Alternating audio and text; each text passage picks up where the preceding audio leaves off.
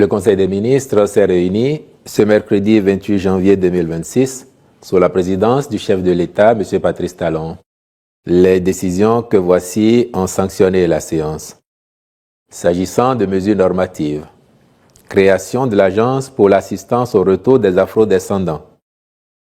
La mise en place de cette structure est une réponse aux attentes des nombreux requérants qui se manifestent depuis l'adoption de la loi 2024-31 du 2 septembre 2024 relative à la reconnaissance de nationalité aux afro-descendants. Il s'agit d'un dispositif institutionnel pour orienter, accompagner et canaliser le processus conduisant à l'acquisition de la nationalité béninoise dans un cadre organisé, sécurisé et lisible par les bénéficiaires. Il comporte l'avantage d'assurer sur la durée la cohérence et la continuité de la mise en œuvre de cette politique nationale.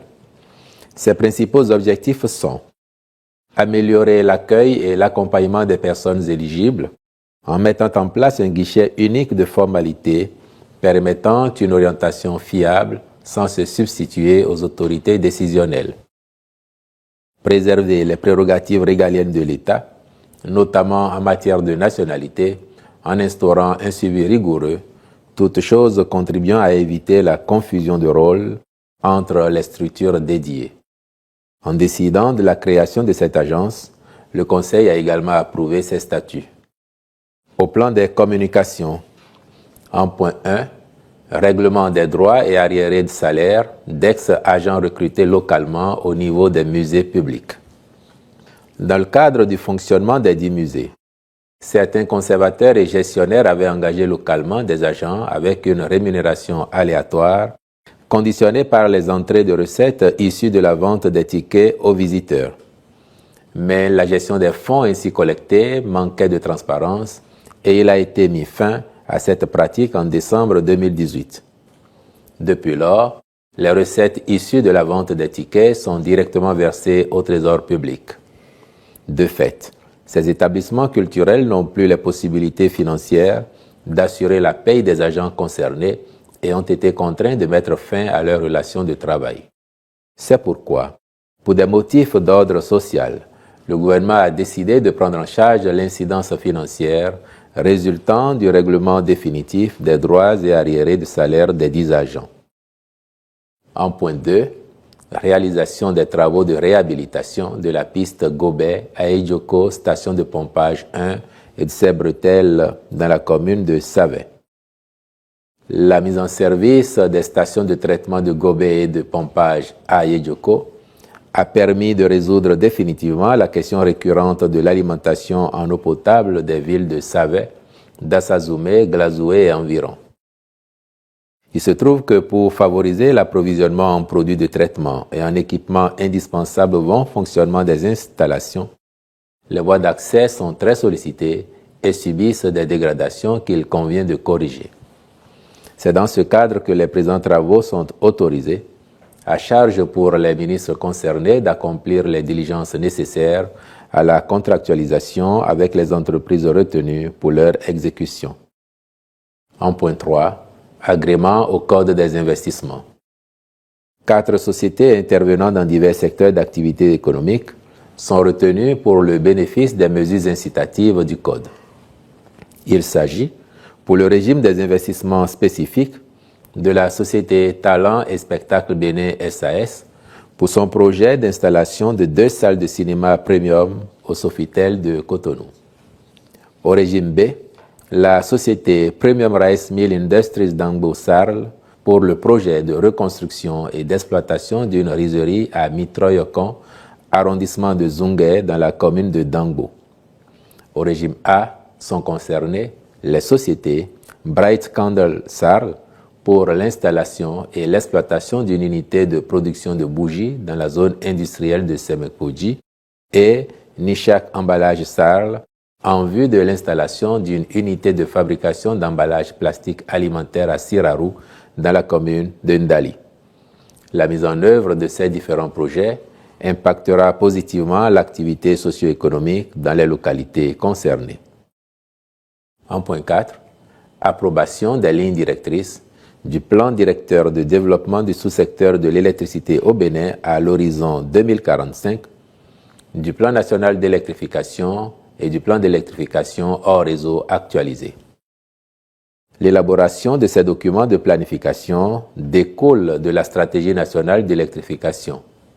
L'objectif est de favoriser à terme l'accès d'un plus grand nombre de ménages à une énergie électrique de qualité et à prix abordable. L'actualisation de ces supports permettra de redéfinir les conditions dans lesquelles l'équilibre entre l'offre et la demande d'électricité pourra être réalisé dans des conditions de sécurité et de fiabilité du fonctionnement des réseaux interconnectés. Elle permet par ailleurs d'intégrer les travaux réalisés dans le secteur de l'électricité de 2016 à 2026 et qui n'étaient pas inscrits au plan initial pour disposer d'un état des lieux plus complet et cohérent en vue d'une optimisation des investissements à court, moyen et long terme. Au chapitre des rencontres et manifestations internationales, enfin, il a été autorisé la participation du Bénin à la 6e conférence mondiale sur l'élimination du travail des enfants à Marrakech au Maroc du 11 au 13 février 2026. Je vous remercie.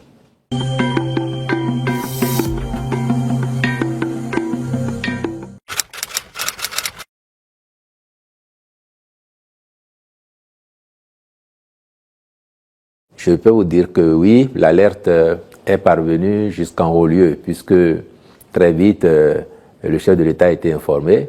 Le ministre de la Santé lui-même a pris la situation à bras-le-corps et diligenté une enquête administrative, s'est porté lui-même sur les lieux pour discuter avec les responsables du CHDO afin de situer les responsabilités. Mais au-delà de cela, je peux vous informer de ce que ce jour, en marge du Conseil des ministres, notamment dans la rubrique des questions diverses, le sujet a été évoqué. Le gouvernement a saisi l'occasion pour partager la douleur de la famille éplorée et le chef de l'État a instruit formellement afin que les enquêtes qui sont en cours, que ce soit l'enquête administrative diligentée par le ministère de la Santé ou que ce soit l'enquête judiciaire à la diligence du procureur de la République, que les enquêtes se fassent de façon rigoureuse pour que les responsabilités soient totalement situées et que s'il y a des gens qui doivent répondre de négligence ou de faute professionnelle, que cela soit le cas demain parce qu'on a perdu une vie. Donc globalement, sur le sujet, c'est vous rassurer qu'il est connu, il est pris en charge et il faut être rassuré qu'à l'arrivée, les enquêtes nous situeront objectivement sur ce qui s'est effectivement passé ce jour-là au CHDO et les responsabilités seront totalement situées.